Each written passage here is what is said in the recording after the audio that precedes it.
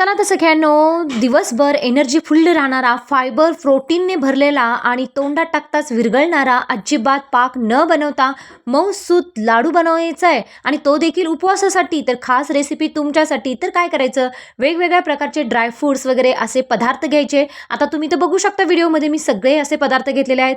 साबुदाणे छान मस्त खमंग आपण कढईमध्ये भाजून घ्यायचे, ड्रायफ्रूट्स भाजायचे, सुकं खोबरं भाजायचं, खसखस आणि बऱ्याच प्रकारचे ड्रायफ्रूट्स इथे घेऊन शेंगदाणे भाजून घ्यायचे, सगळं बारीक करून घ्यायचं. त्यानंतर सगळं एकजीव करायचं. यामध्ये टाकायचा आहे गूळ.